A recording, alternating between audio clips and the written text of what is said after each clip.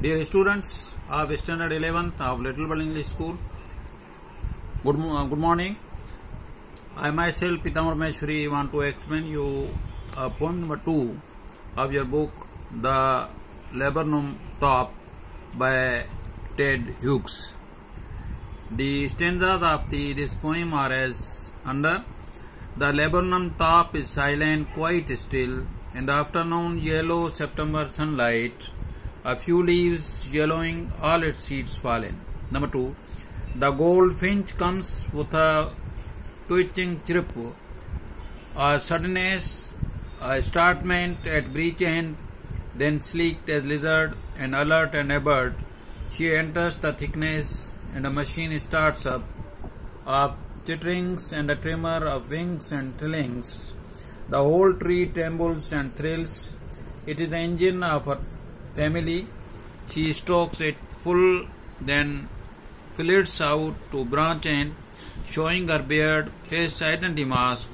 Then with eerie, delicate, whistle-chirping whisperings, she launches away towards the infinite, and the laburnum subsides to empty. Now, I will explain you the explanation of these 4 stanzas in detail. 1. Stanza number 1.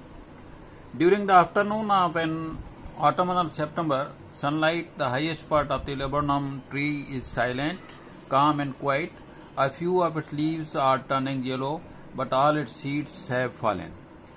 The poet first stanza में कह रहा है कि atom के यानी सितंबर के महीने के दोपहर को जब सनलाइट जो होती है तो लेबनम यानी अमलतास ट्री वो बिल्कुल खामोश साइलेंट होता है, कोई उसका पेड़ पत्ता हिलता नहीं.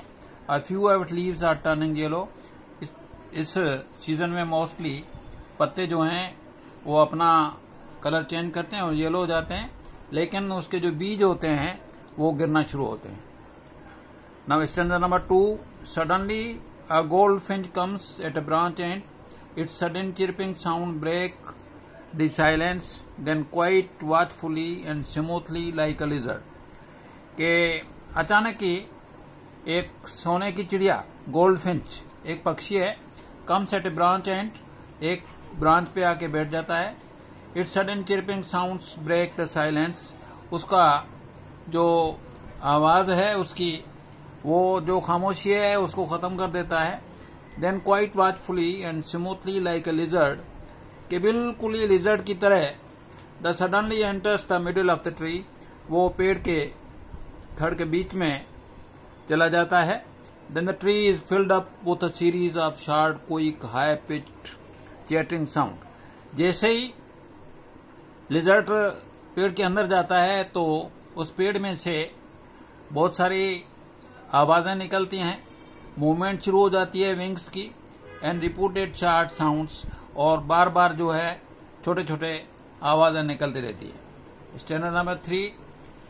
It seems as if a whole machine had started working. जैसे ही आवाज निकलती है ऐसे होता है, ऐसे महसूस होता है कि उस पेड़ में कोई मशीन चल रही है. The whole tree shakes slightly and feels excited. पूरा पेड़ जो है हिलने लगता है और ऐसे महसूस होता है कि हिलने से जो हर चीज एक्साइटेड हो रही हो. Perhaps the goldfish has made her nest there and seized by young ones. और ऐसे लगता है कि उस सोने की चिड़िया ने अपना उधर घर बना लिया है और छोटे छोटी जो सब चीजें हैं उसको खाना शुरू कर दिया है. उसके बाद third engine this engine of her family response to her call and after stoking it. कि इसी तरह वो इंजन जो है इस तरह उस फैमिली की हर चीज जो है उसको खा ले, जैसे मशीन में पेट्रोल मशीन खाती है, इस तरह उस पेड़ में जो चीजें हैं उन सबको वो चिड़िया खा रही है. She moves out in a short time and goes to the branch. थोड़े समय के लिए वो बाहर आती है और ब्रांचों की तरफ जाता है. And where her face remains partly visible. जहां से उसका थोड़ा सा मुंह जो है बाहर निकला होता है वो दिखाई देता है. द बॉर्सन फेस और मास्क ऑफ हर आइडेंटिटी. जो फेस को छुपाना जो है वो इस तरह महसूस होता है कि उसके मुंह पे किसी प्रकार का को मास्क लगा हुआ है। Last stanza, then with mysterious and frightening light pleasant soft sound of whistling and chirping she shoots forward toward endless heaven.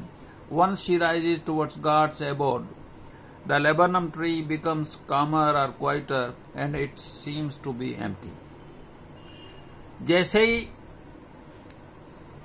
उनके में से जो आवाज निकलती है वो इतनी खौफनाक और डरपोक होती है, डराने वाली। Light pleasant soft sound of whistling and chirping, एक हल्की सी आवाज जिसमें से विसिल का आवाज आ रहा हो और जोर से शूटिंग की आवाज आ रही है।